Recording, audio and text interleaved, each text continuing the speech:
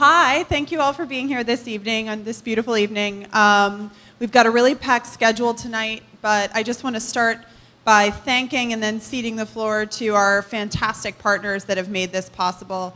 The mission, why we're here, is to hear from you, to get your input so that we can strategize together and help shape the future of tech in New York City along 5 areas from infrastructure to industry. And I'll get into that a little bit later. The way the night's going to work is I'll give a presentation of where we are today as a city and the initiatives that are happening at the City of New York.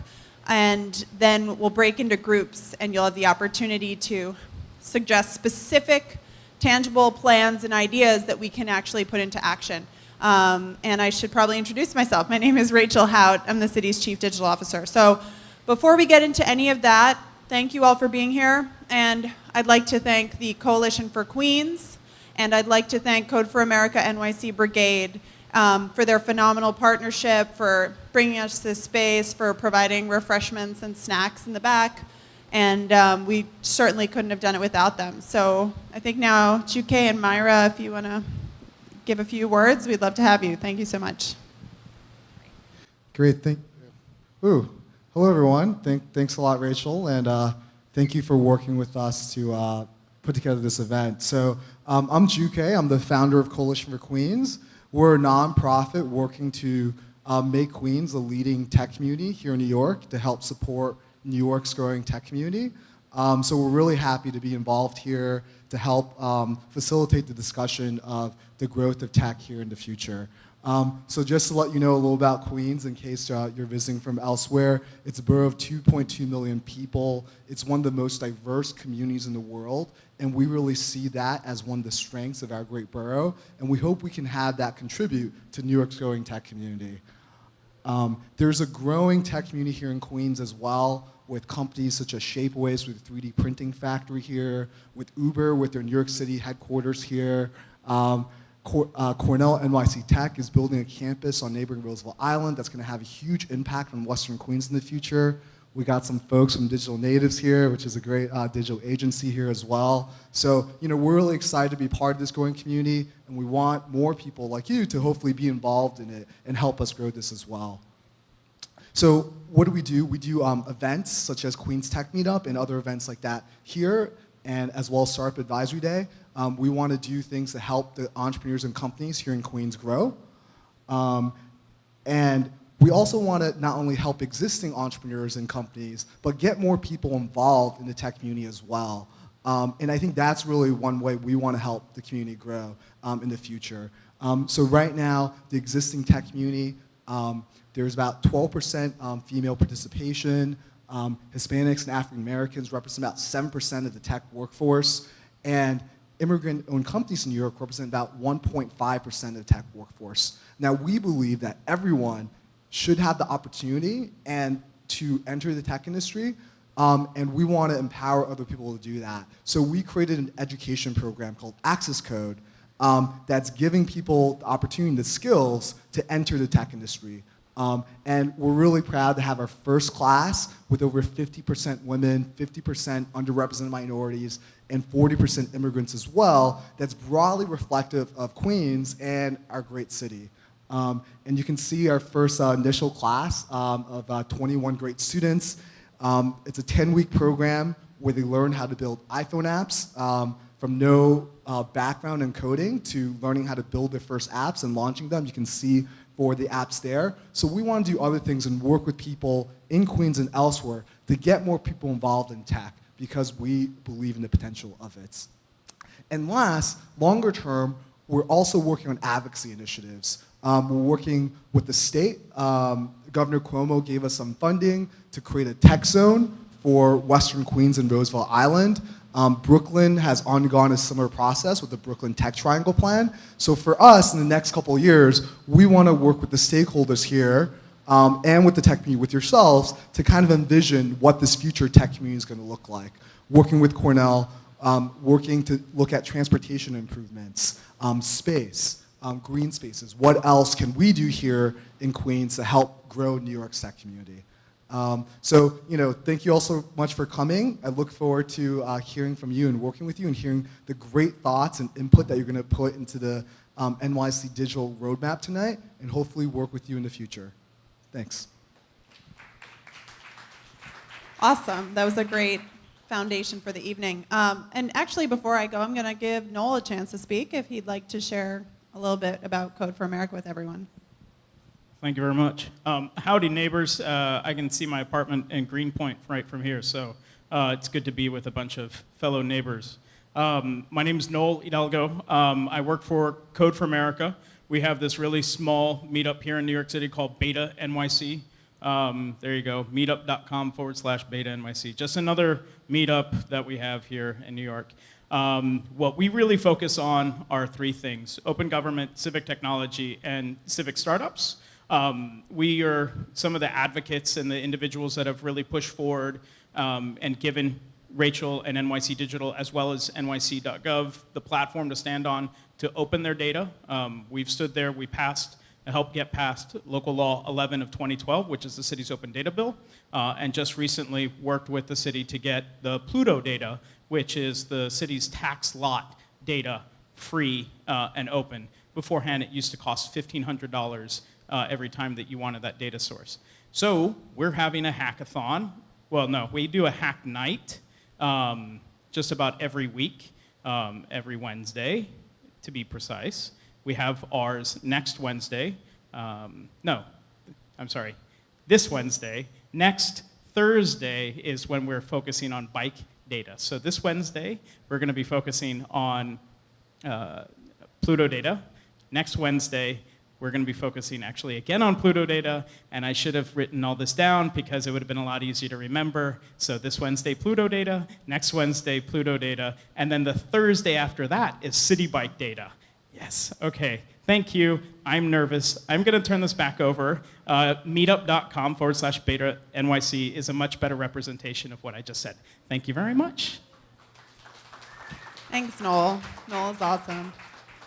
So thanks, everyone. So I'm going to dive now into our presentation just to give you an overview of where we are today, because we think that in order to make this plan, you have to figure out the foundation we're standing on, and so that essentially also so that we're not sort of replicating anything we've already done as a city. And again, thank you for being here. The roadmap that I'm about to show you was the result of exactly this type of input. So really, the city's successes are your successes. We're totally partners in this, and there would be sort of no tech movement and none of this innovation happening if it wasn't for all the amazing people in New York City. So thank you.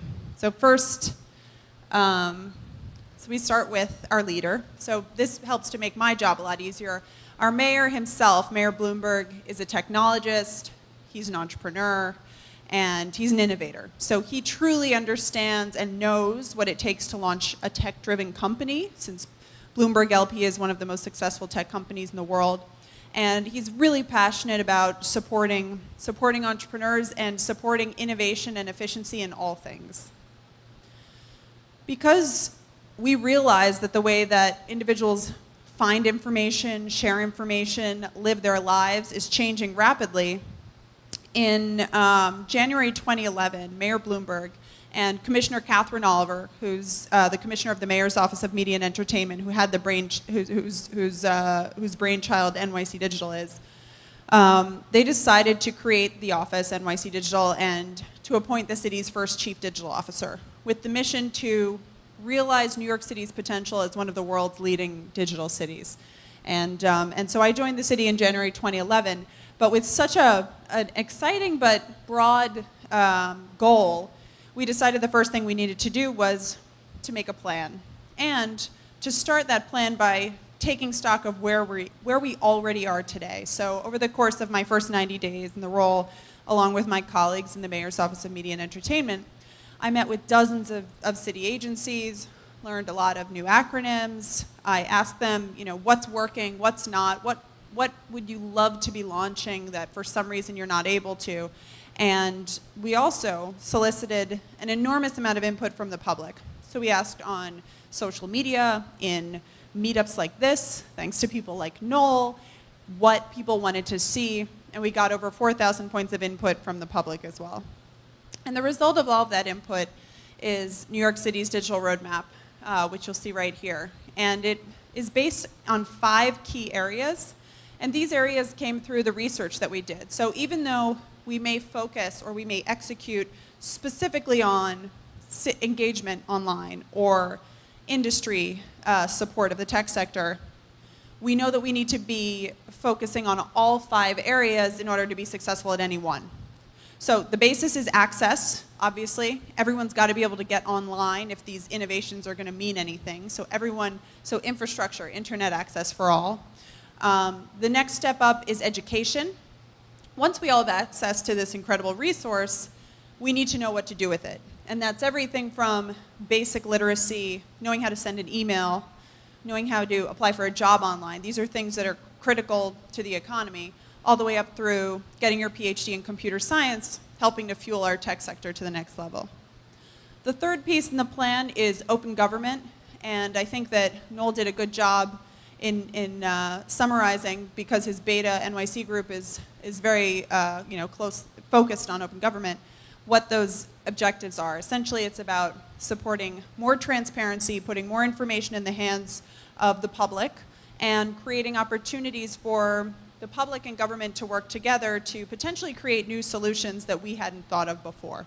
So I'll get into a few of those examples as well, but it's about having a culture and having a technology framework that allows all of those good things to happen. The fourth piece of our digital roadmap is engagement. So basically, that comes down to service delivery, things like 311, and information. You knowing if there's a hurricane evacuation in progress, for example. We want to make sure that as the way that you get information changes, and it has changed so drastically, we want to be changing the ways that we deliver that information and the way that we listen to you in the way that's most comfortable to you. So we'll get into that strategy a little bit more as well.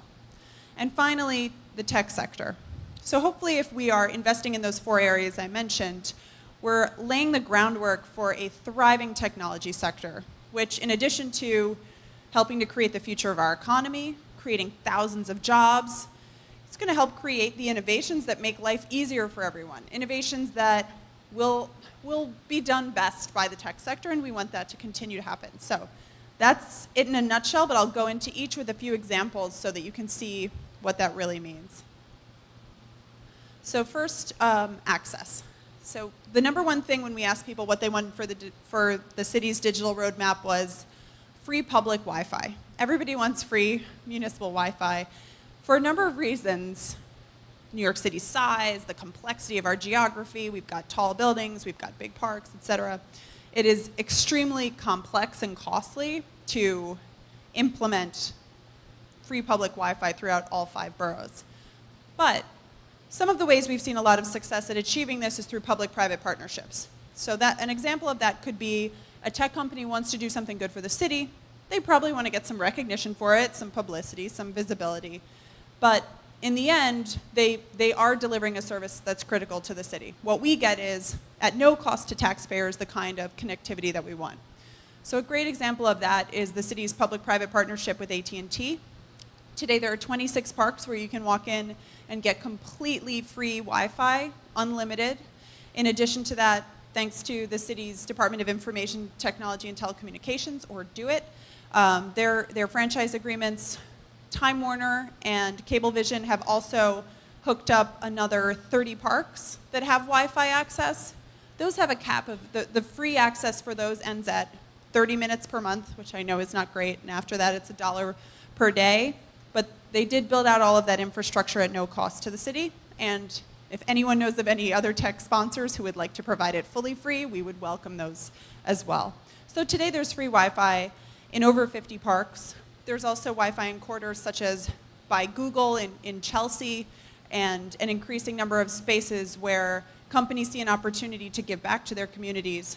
Google, for example, that Wi-Fi not only serves Chelsea, but that includes 20,000 residents of a New York City Housing Authority development there. So really connecting people in a great way. Another great example of a program that's connecting people not necessarily to Wi-Fi, but to broadband access, which is really critical. So broadband access in your home is the Broadband Technologies Opportunity Program. So this is funding that came from the federal stimulus package several years ago, and at no cost to the city, we've been able to upgrade a combination of many different programs. It included upgrading 100 community centers, which provide access primarily to low-income New Yorkers who don't have broadband access at home. It provided 12,000, actually, it may have been even more, closer to, I think, 23,000 sixth graders and their families who were in schools that were receiving assisted or fully free lunch with broadband that was subsidized or discounted rates.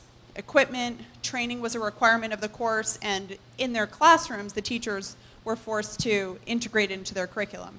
And the reason they targeted 12-year-olds or sixth graders is because studies have shown that if you are able to equip a young person at that age with the equipment that they need and the knowledge, you can significantly and positively impact their trajectory academically and professionally. The city is also constantly looking at ways of using our existing infrastructure, the resources we already have, in a new way to connect people. So one great example is payphones. Today there are over 7,000, nearly 8,000 payphone kiosks across the city of New York. We also know people are using them less than they ever have before.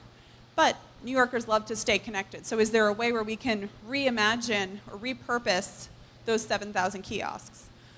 One way that we're looking at doing that is by creating hotspots, Wi-Fi hotspots. So right now, there is an active pilot where 15 payphones have been turned into hotspots, or they've just been added, really. They're not replaced, it's just augmented.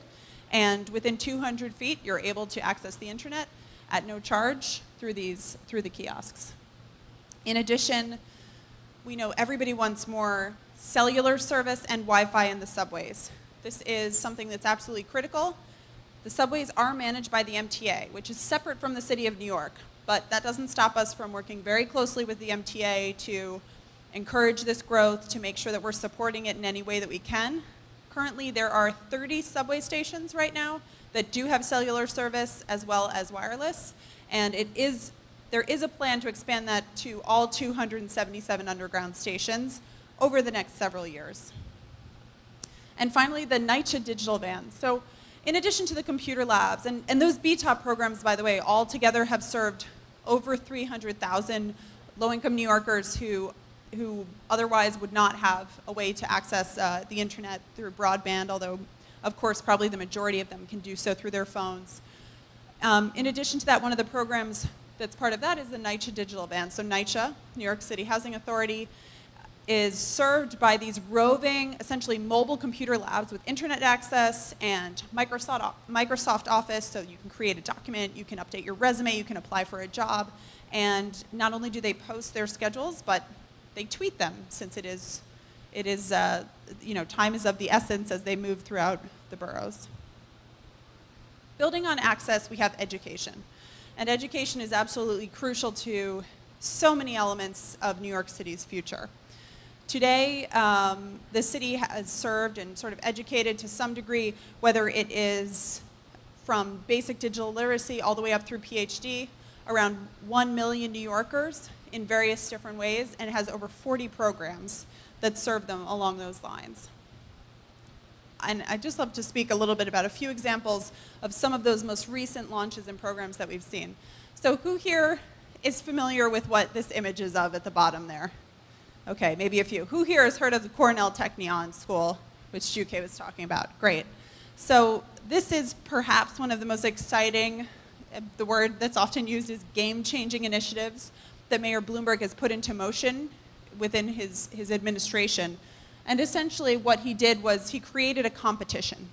In December 2010, he put out a call to the world's leading academic organizations, and he said, who here would be interested in launching a new or expanding an institution of higher learning for applied sciences in New York City? And if you are interested, we will help you to do that. We will provide up to $100 million worth of city resources, and we'll help you to find city-owned land where you can build this on, because we know it's critical. We've got some really great engineering schools, but at the same time, we know that our tech companies can't hire fast enough, so we need more schools, and we need schools that perhaps look at tech education and higher education in a slightly different way, that's more practical, more based on the skills that are in demand in the workplace today, that's even more closely linked to the tech industry. So the city, from its formal request for proposals, had over 18 schools, submitted 8 proposals altogether, and ultimately the first one that was chosen was Cornell Technion. So this is a rendering. This is Roosevelt Island, which is very, very close by, as Jukay was saying. And while it will be a number of years before this school is built, the plans are underway, and the first class has already gone through its first semester. So through a partnership with Google, Google donated space in their office in Chelsea, or in the meatpacking district, and the beta class of Cornell Technion has already completed their first round, and it culminated with them demoing actual masterclass projects that they built. So it's very much a practical, project-based course and a very exciting curriculum that's working very closely with the tech community. That announcement was followed up by 2 other schools that are being launched. One is the NYU Poly Center for Urban Science in Progress, or CUSP, which is so fascinating. It centers on the intersection of, as they put it, the digital revolution and global urbanization. The fact that more people live in cities today than anywhere else, and that it's the first time in history that that's happened. So they're going to look at urban informatics. They're going to look at how do we take all the data and information around us, make our cities more efficient with, of course, New York City as the lab, the living lab. And finally, the Columbia Data Sciences Institute. This is part of Columbia University and will essentially focus on big data and the themes related to big data. Some of the specific areas are cybersecurity, smart cities is of course there, digital media, and I believe healthcare, and they're building that out as well, and we'll be building a huge new space to accommodate those students. So really making sure that New York City stays at the cutting edge of these emerging fields that are going to be so important to our lives, how our cities are run, and our economy. For the younger students, there are a few really cool programs. First, there are dozens of awesome nonprofits and training programs like Access Code that teach young people how to code. There are also now high schools that, in addition to core curriculum, teach computer science, and that includes AP computer science, et cetera. So the city opened the first school of this kind in September 2012. They just, they finished their first year, that first freshman class, called the Academy for Software Engineering, or AFSE for short. It was actually sparked. The real fuel behind this is a venture capitalist who's very prominent in New York City named Fred Wilson, and he said, we are missing an opportunity. We have young people who are underemployed, and we have tech companies who can't hire fast enough. How can we equip young people with the skills that they need to contribute in the tech world? So the school teaches computer science, but it doesn't do it in a vacuum or in sort of an academic vacuum. On their board, they have Facebook and Google and Foursquare to make sure that the skills they're being taught is exactly what's in demand at those companies. That model has been so successful that the city is expanding it to a further 20 schools. Those sites and schools are being identified who's going to get that curriculum, but we know that in the fall, the Bronx Academy for Software Engineering will open up, so another school in that same model. So that's just a quick look at education. So access gives you the raw materials, education tells you what to do with it.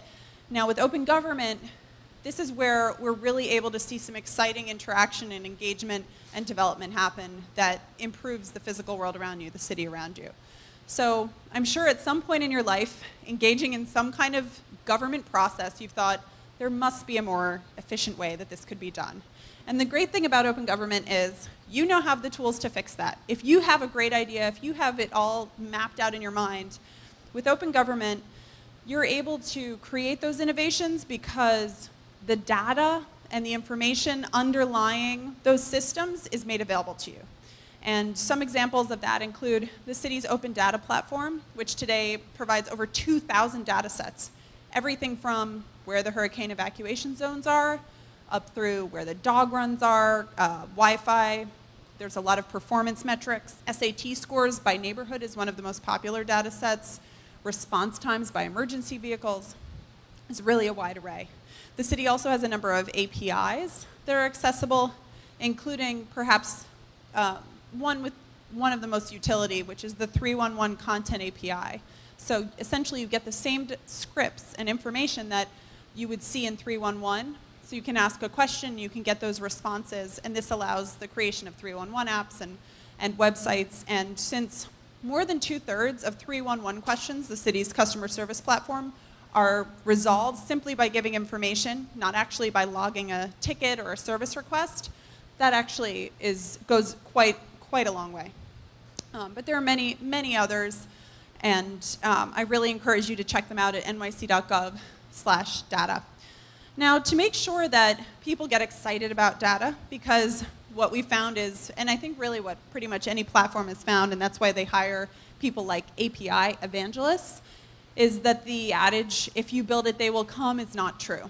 You need to give people incentives and boundaries and clear reasons to motivate them to get involved. So one of the most exciting ways the city has done this through the NYC Big Apps competition, which had its most successful year ever this year with specific focus on issues that affect New Yorkers. Noel was also involved in that, of course, and helped to lead a lot of those discussions and that brainstorming. Something else we've seen a lot of success with in the city is hackathons. So, quick show of hands, who here is familiar with what a hackathon is? Okay, good. All right, so we've got a very technical crowd. It really varies widely when we get this presentation. So you're aware. Anyway, if you're not fully familiar, a hackathon is an event where you get a bunch of developers and designers into a room, you give them a shared challenge, and at the end of whatever the time period is, you show off what you built. They get a prize, maybe, or they just get to show off in front of their community and get a little bit of credibility. The city of New York had never hosted a hackathon before we created the digital roadmap. In fact, no city in the United States had hosted a hackathon. There were even, and continue to be sometimes, concerns about the word. And if you look at other places, the White House calls it a code sprint. There are, it's a very different concept, and it's definitely associated with developer culture. But we thought it was really important that we stayed true to that because we wanted to really get the hackers in the room when we were building these things. So we hosted the city's first ever hackathon, the reInvent NYC.gov hackathon, in August 2011. And it was the first time the city had done this. We didn't know what would come out of it. The idea was, help us reimagine the future of NYC.gov, and we were totally blown away by what people built. We didn't even have any cash prizes, and in fact, we've seen no difference between when we do have cash prizes and when we don't. People are just proud to be able to give back, but also to have this incredible sandbox. What platform is better than the city of New York to change the world, which is what a lot of developers want to do. We had over 14 prototypes developed that weekend, and we used those into the city's request for proposals when we put out the formal process to redesign our website, because legally we have to do that. But now, instead of doing that in a vacuum, we had all these fresh ideas from the brightest minds in design, technologists in New York City, people who really are on the cutting edge and could advise on what this should look like. And we're really thrilled about that. And in the fall, we will be unveiling the new NYC.gov, which is the culmination of all these great ideas. We followed that up with two more hackathons, including reInvent Green, which focused on sustainability, and the reInvent Payphones hackathon, which was at the intersection of the digital and physical world. So before we were talking about payphones in New York City and how people are using them less than they ever have before. At the same time, we know that during emergency situations, they're critical because payphones don't lose power even when the grid goes down. So we know that we need to have some kind of emergency communications network up, and we also need to respond to the evolving way people actually talk to each other. So we issued this reInvent Payphones Design Challenge in partnership with Do It, and we're really blown away by those results. Over 125 responses, architecture firms, design firms, universities, and really a wide array of technologists, and ultimately chose 5 winners. And those ideas as well are going into the city's RFP process, and that will help to inform a more collaborative process first with the public, but we really think, great ideas. And that's been very, very exciting for us to witness. In addition, the city launched something called Code Core to support our open government efforts. So we saw during Hurricane Sandy that there was an enormous appetite from technologists to give back, and especially in the midst of an emergency, get involved.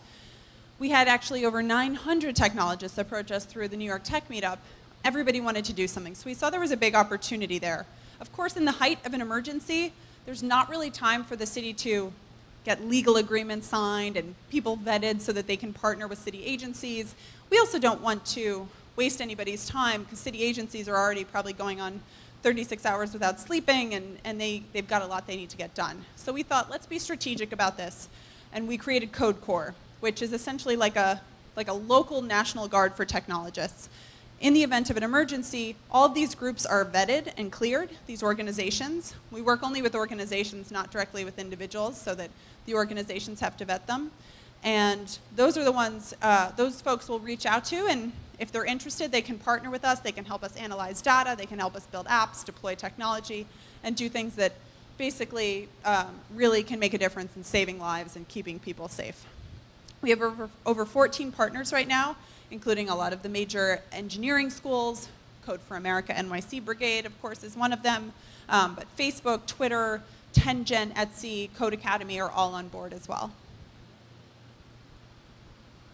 So this brings us to our fourth section of the roadmap, which is engagement. And this really centers on how do we deliver information to you and services in a way that is completely customized and user-centric to what you're trying to achieve, and what the platforms, the devices, and the technology that are most comfortable to you are. And what we have today is that the city reaches over 7 million unique individuals per month through its various channels. It's interesting, it's actually split 50-50 between social media and the city's website, nyc.gov. So we've got about, and these numbers are not the most current numbers, but we have about 3.7 million social media followers across our channels and 3.7 million unique monthly visitors on nyc.gov. This number is, the social media number has actually tripled since 2011 when we introduced the roadmap. And it reflects not only the fact that city agencies are working harder than ever before to engage their constituents, they're doing it better, they're working harder, and they have a lot of guidance. We've created guidelines and committees. We have a social media conference we put on for them. In addition to that, more New Yorkers than ever are using social media. And this is why we're on these platforms. We're not going to pick a shiny new platform just because we think it's trendy. We're going to base it on where we know the numbers are. So this drives everything that we do, and especially custom platforms for different types of initiatives. So I'm not sure if I mentioned, but so today we have 340 different social media channels, which is great. We've got about, I think, the two at the top are Facebook and Twitter. They sort of, go back and forth in terms of which we have more channels of. And all those channels provide these really revolutionary opportunities for agencies to connect directly with their constituents. Before, it used to be that you'd issue a press release, you hope the press would pick it up, you hope they'd cover it accurately, and they never cover the good stuff, or maybe they do sometimes, but that was at least the perception. Now what we have with social media is there's a direct line. You're humanizing these agencies. You're able to provide examples. You're also able to listen a lot better as the city of New York and engage in these conversations. At the same time, we know that nobody wants to follow all 340 channels of the city of New York, which is why we launched NYC.gov. So NYC.gov is your one-stop shop. If you just want to get a sense of what's happening in New York City, you want to be engaged, you want to know about major new initiatives and programs and news, you want to hear about emergency alerts, maybe you want to get the alternate side parking update every morning at 6:30 in the morning, so you know if you have to move your car or not. These are the types of critical information that you'll find on NYC.gov. And NYC.gov is on Twitter, Facebook, Foursquare, and Tumblr, and it's basically on all these major channels. When we first launched NYC.gov, we were having trouble coming up with the right art and images to decorate those channels, and so what we did was we launched a public photo contest called Love NYC. And we got over 2,000 photos in about 2 weeks and had really a phenomenal turnout, and the public voted on their favorite images, and the winner got to be the city's Instagrammer for the day, take a picture with the mayor, and also became the art on our channels. We're actually right now in the midst of Love NYC, the second round, so you're encouraged to take photos, Instagram, Twitter, Facebook, etc. Use hashtag Love NYC, then you have to go claim your photo so that it's properly entered. And the prize there is actually even cooler. We've decided to crowdsource our Instagram account. We didn't want to just stop at the artwork on our Facebook page. So whoever wins that, and we're picking one representative from each borough, whoever wins that competition will actually get to run the city's Instagram accounts through the end of 2013. You'll have to get review and approval, but pretty much it's a great creative opportunity. So, of course, we enjoy highlighting the things we love about New York City, the lighter stuff, but at the end of the day, New York City is here to serve its public, to keep them safe. So I think one of the most exciting examples of digital media to call out is how 311, the city's customer service platform, in many ways the original crowdsourcing platform, it processes 19 million calls a year from people telling the city, hey, here's what's going on, there's a broken pothole, there's someone's making too much noise, etc. 311 has really embraced digital. So first, we know that the way people communicate is changing. Less and less people, people are less and less inclined to maybe pick up the phone and talk to another human being if they want to make a complaint. So now there's a few different options. One is if you don't want to wait, you can actually text in your 311 complaint or your question. And the number is 311692, which is the same as 311 NYC. And you can get, if you don't want to wait through being on hold, et cetera, you can actually get your full question resolved that way. In addition, you can tweet your question to 311 if you are so inclined. If we need more follow-up personal information, the city will send you a direct message to ask you for that. And what's exciting about things like 311 using Twitter is that those 19 million calls, previously, they've all been a one-to-one engagement. So no one else is benefiting from that exchange of information. With Twitter, when it's taking place in this public forum, all of a sudden, there is the possibility of the full public benefiting from that information, because chances are, if you've got a question, you're not the only one.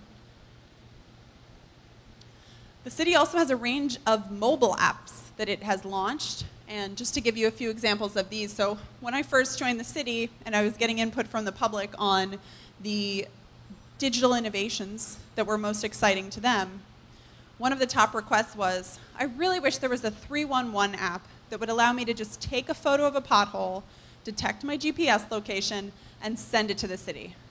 It was a great idea, and it turned out the city already had this app, but we just hadn't done a great job of marketing it. So one of the things we've done is we've actually made some great improvements to the usability of the app. You can now do things on the app, for example, like look up previous 311 service requests, and overall, the functionality has been expanded. So we're going to be promoting that really heavily in the new nyc.gov when that launches in the fall. In addition, the city has apps like You the Man, which was launched by the Department of Transportation. And what You the Man is it discourages drunk driving. So it has little features like a spin the bottle game where you can pick the designated driver, and this handy map here to call the nearest car service. So if you're in a neighborhood that's not familiar to you, there's no cabs driving around, it's actually a great tool. And that's obviously for if no one in your party is the designated driver and you all need a car service. And the last one that we have featured here is called ABC Eats, part of the health department. And this is a use at your own discretion app. So the way this one works is if you're trying to pick a restaurant, say you want to see how hygienic it is, you can search in your nearby area and you can get the health code grade of the restaurant. And it's in real time, it's totally up to date. In addition to that, if you want, you can look at every violation that that restaurant has ever had in its health reports and inspections. So maybe something you want to do after the meal. But it's exciting because it's more information in the hands of New Yorkers. So finally, another place where we've just been so inspired by how digital media can help people is during emergency situations. And this has never been more true than what we saw during Hurricane Sandy, because there's a confluence of events. First, you had people with limited access, so things like Twitter and Facebook that required less connectivity. became a really important alternative for getting information. And as I mentioned, we had more New Yorkers using social media than ever before. So they were really glued to those screens. If they were able to charge a phone, et cetera, that's what they'd use it to access these platforms. During Hurricane Sandy, we had partnerships with all the companies that are mentioned right there, and I'll just get into a few examples of what that looked like. So on the right side of this graph, you'll see what happened to our traffic and our engagement levels during these platforms. So Twitter, one of the underlying supports was Twitter actually donated several $1,000s worth of promoted tweets to the city to help support the city getting its message out. But the effect of that several $1,000s was multiplied many, many fold because people were so hungry for that information. And you see also on Facebook that we were updating it constantly. Every time there was a new alert, we would put it there because we wanted to make sure this information reached as many people as possible. And we just saw a humongous rise in those numbers. On YouTube as well, the number of people, there were over 1 million views of city videos throughout the weekend as the mayor videotaped, broadcast, streamed every single one of his press conferences. So that's in a nutshell for engagement, and that finally brings us to industry. So industry, if we're really focusing on those other 4 areas, hopefully we're creating a platform for innovation here in New York City, and here are a few examples of that. So first, the mayor himself is an entrepreneur, as I mentioned. He regularly goes out and visits tech companies to thank them and celebrate them and recognize their hard work, but what's also great is with his daily Q&As with the press corps, it's a fantastic opportunity for him to shine a spotlight on those companies. And through a steady schedule, he's now visited 20 companies since NYC Digital was created. The mainstream press has really become even more aware of what all these companies are doing. Again, though, because it can be hard to visually realize exactly how strong the momentum is in the tech sector, perhaps walking around the city of New York, you don't see it. What we did was we created this map called the Made in New York map. And since it was created, it's actually been copied by about a dozen different cities, which we're really happy about that. We think that's cool. And what it does is it shows where the tech companies are in New York City. You can zoom right in. You can see what else is on that block. If you're looking for a job, is there a subway line nearby? How far would it be from my home? Where's the coffee shop? If you're looking to hire, you can also add your company to the map. It will be reviewed and approved by our team, but it's really become this fantastic resource. We hear from a lot of venture capital firms and funding firms that it's one of the most comprehensive and vetted lists of tech companies in New York City. You can also, again, looking for a job, filter only by those companies that are hiring, and then we'll take you directly to their jobs page. So building on the success of that map, people were really struck by that, and we saw a phenomenal response. We launched that with Internet Week, in partnership with Internet Week and Mayor Bloomberg in 2012. But we knew that we wanted to do even more to celebrate the tech sector, so we launched something called We Are Made in New York. So another quick show of hands. Who here has seen these ads out in the wild before you're seeing on the wall right now? Okay, cool, great. So pretty good number. So We Are Made in New York is an economic development initiative and a marketing campaign that celebrates the tech sector in New York City and makes sure that everyone is aware of all the opportunities in technology and in innovation in the city. We created a website, wearemadeinny.com, that had all the city's resources because there are dozens of them, but previously they sort of lived in different places, different websites, different agencies. We consolidated them all into one spot. So if you want to become a part of the tech sector but you don't know where to start, you want to learn how to code, we have all the coding programs on one page that the city supports. If you already have a tech company and you want some more support from the city, check out all the resources we have. There's a lot of free programs, grants, different opportunities that can help your tech company grow, and we want to encourage those. Things like government contracts for women and minority-owned businesses and how to get certified for that, as well as right now, we're in the midst of Connect NYC. You can get free fiber connectivity for your company to improve your broadband speeds. We include the map as well. So we created this resource. We're really excited about it, but we thought, who better to get the word out about it than our own entrepreneurs? So that's who's featured in the campaign. So we picked 6 different companies, including Songza, based right here in Queens, and those images appeared in subways, on the sides of buses and bus shelters, in taxi cabs, and online, thanks to a lot of donations and support from our partners. In addition to supporting the tech sector, we also want to make sure the tech sector realizes that it's important for them to give back to New York City and important for them to think in a civic frame of mind. So one of the really exciting programs that we've been involved with is introducing sort of tech companies to city programs that place young people in jobs, and likewise introducing city programs to tech companies that can take internships. So the city runs these fantastic summer youth employment programs, and there's a massive appetite for young people to do them. And it's typically sort of your typical first job, camp counselor, could be in retail, working at the Gap or Walgreens.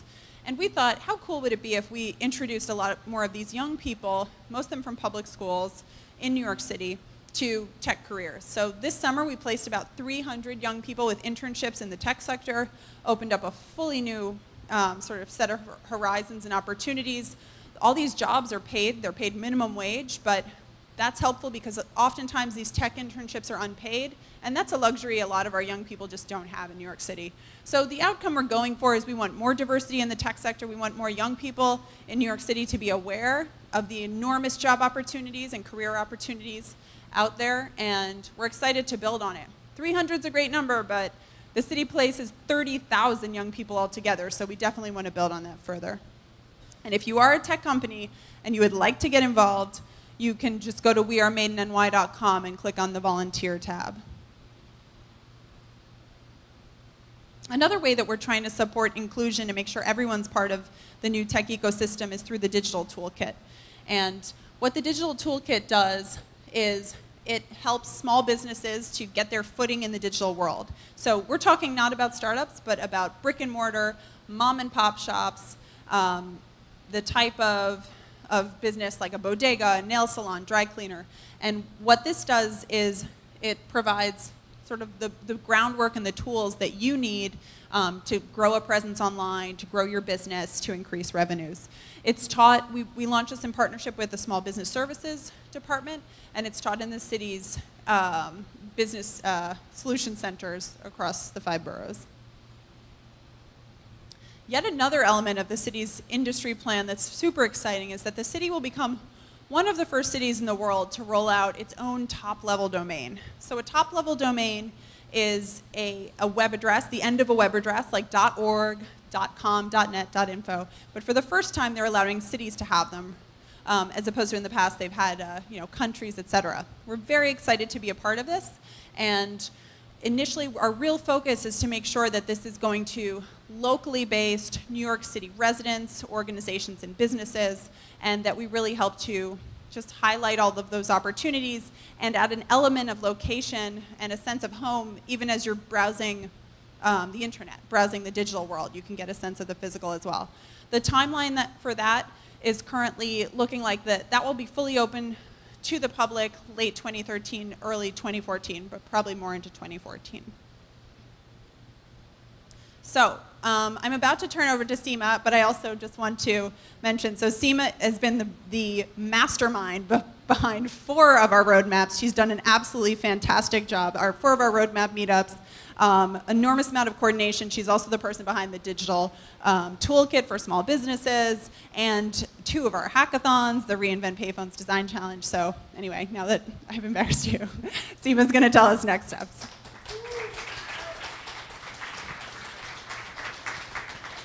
Hi everyone, nice to meet you. My name is Seema. I manage partnerships for our agency, work with Rachel and a few other members of our team that are here as well. So I'm just going to quickly go over logistics for the next 30 minutes. We're going to break out in about 5 different groups, 5 different breakout sessions, sort of corresponding to the topics that Rachel covered in the presentation. So it'll be access, education, open data, open government, industry, and engagement. So you'll see these signs up here on the wall. We'll have 3 of the breakouts in this sort of long space. So we'll have engagement up here in the front, industry in the middle. We're going to have open government in the back. Access and infrastructure is that round table back there. And then we have a table over here for education where Grace is sitting.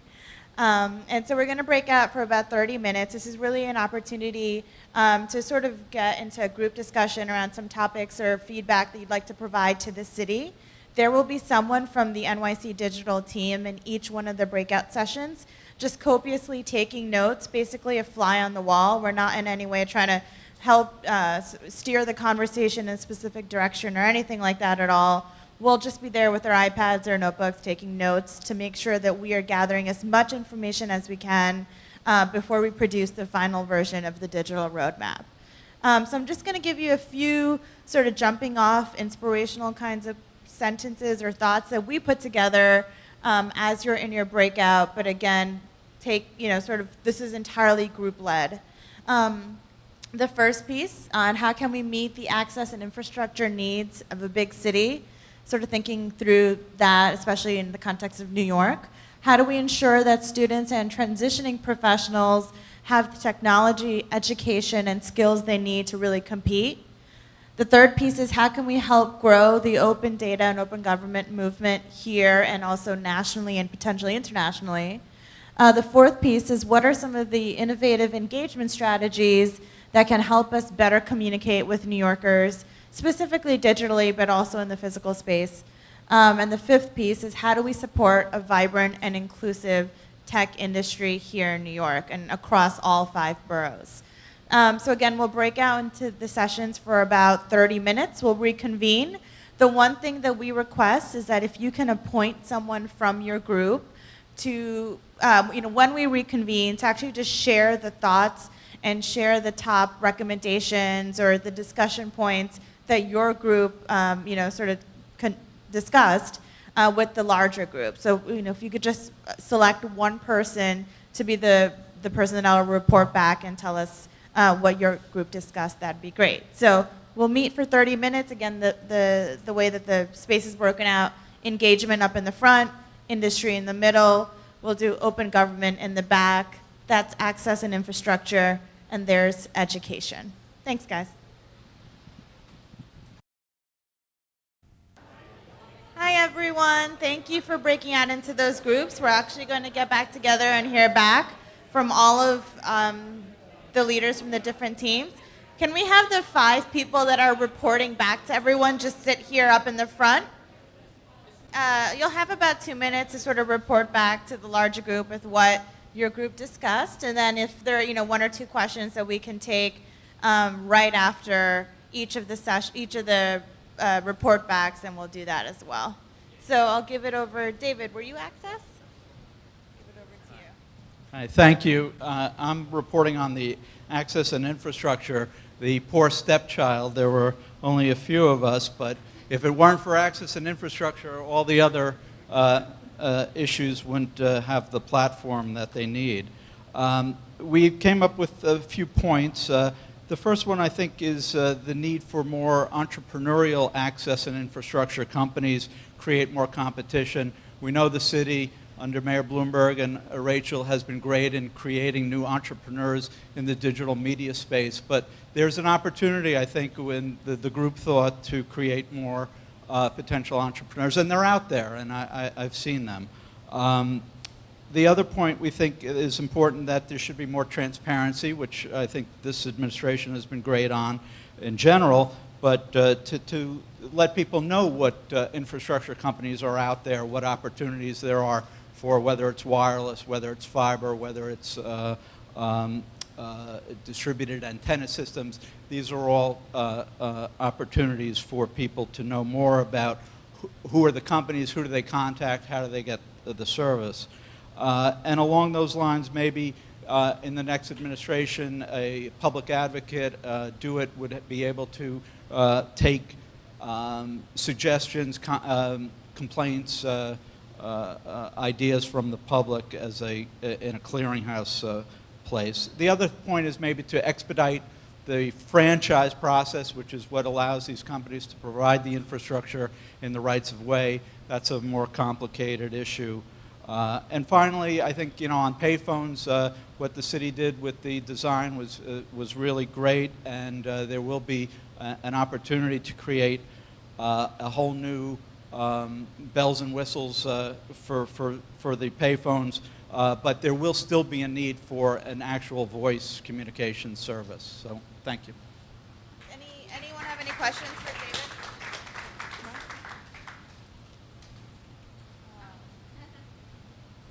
Next we'll go to education.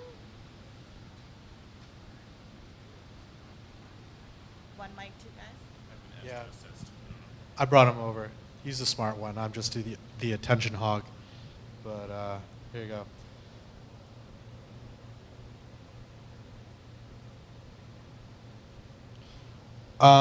The first thing that we talked about was professionals transition into the tech field, and development is based on well, no, that's not really important. Taking the fear out of coding, the computer literacy part is important, but are we going to get them engaged? So the question is, we can provide a lot of education, a lot of coding courses to individuals, but what's really important is that are the fundamentals of coding, the theoretical concepts. And as Brian put it, the theory is important, the end product is important, but Ruby on Rails, the actual tools that we use to develop aren't really that important. Those tools are going to change every day. So when we look to create these free opportunities or these new opportunities to train the next workforce, we should really think about what are we training them in? And again, that's the fundamentals and end all product. Brian, do you have anything to comment about that? Well, I would just say, so that ties in to me. I guess we sort of got to that at the end, but that fundamental question of what's the goal for education in this space, and who is driving those goals? Is it educators versus industry?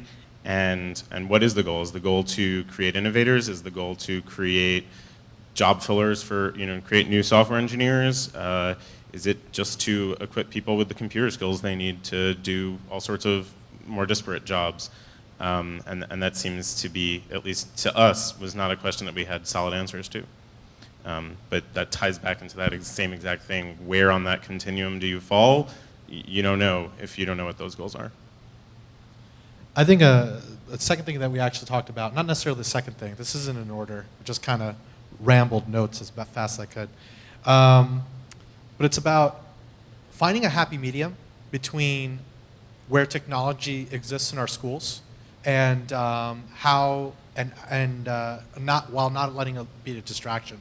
So today the question is, kids come into schools, they're not allowed to use YouTube to engage. Teachers aren't allowed to use YouTube or can't use YouTube to engage students. They're restricted on access or how they can use their digital technology. They can't use their cell phones. Obviously, yes, we don't want kids distracted while they're trying to learn, both in college or in high school or even elementary school. But we need to find out common ground where we can integrate technology into our educational system more effectively. And that was something that was missing. Huh? That's your time. Oh, that's our time? That's good, that's good. Awesome. I'll take that. Anyone have any questions? Okay. Jennifer? Hi everyone, I was part of the Open Government Group and we came up with 9 points that we wanted to share with all of you. And the first one had to do with expanding the demographic of individuals and groups that engage and participate in open government or who can benefit reap the benefits of open data. And we can do this by hiring more open data coordinators, some of whom will have a broader scope, or maybe be more bilingual so that we can reach out to other demographics of people who don't necessarily speak English. And the second thing that we thought of was kind of obvious, but all data should be open. And I guess our New York City should just continue our efforts to work with all agencies to release more and more information. The third thing was that all apps should be openly licensed and that content created for New York City should be utilize a Creative Commons CC-BY. Right? We came up with that. The fourth thing was that we should create a Quora for New York City, which is a sort of like FAQ for New York City. The fifth thing was that we should create more streamlined freedom of information law request and output and delivery, so that all FOIL requests should be logged on a online platform so that it's easily searchable, and the content that's released should be more machine readable and streamlined across all agencies. The sixth thing was that there should be a one-stop shop for, there should be a NewYorkCity.gov tool, which is a one-stop shop for all citizens. I wasn't really sure about what this was, but. The single sign-on, single authentication. Oh, okay. I didn't know. Okay. The seventh thing was that there should be an app for knowing which agency controls what in New York City. So if you're walking down a street, you can identify which agency controls the sidewalk or the lighting or the telephone thing. The eighth thing was that You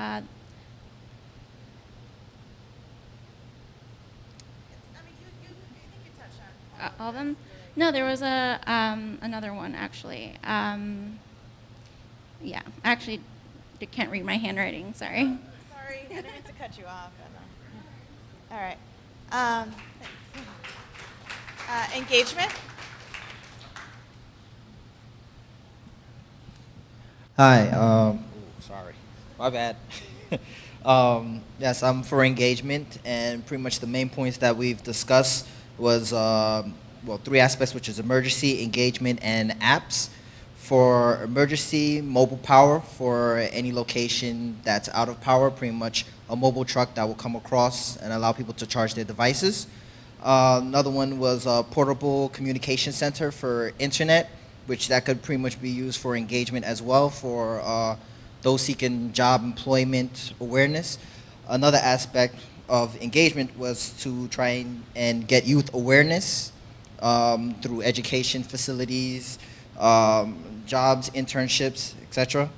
And for apps, pretty much more case for multilingual applications, since New York is a diverse amount of cultures living in one area. A one page for all services, so pretty much how many Twitter feeds are there for New York City? One page can help us figure that out. And, or at least our social feeds for Twitter, Facebook, and Instagram. And that's about it.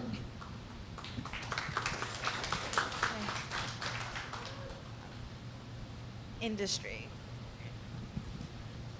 So I guess it's fitting that we're going last with industry because our conversation kind of touched upon a lot of the other focus areas.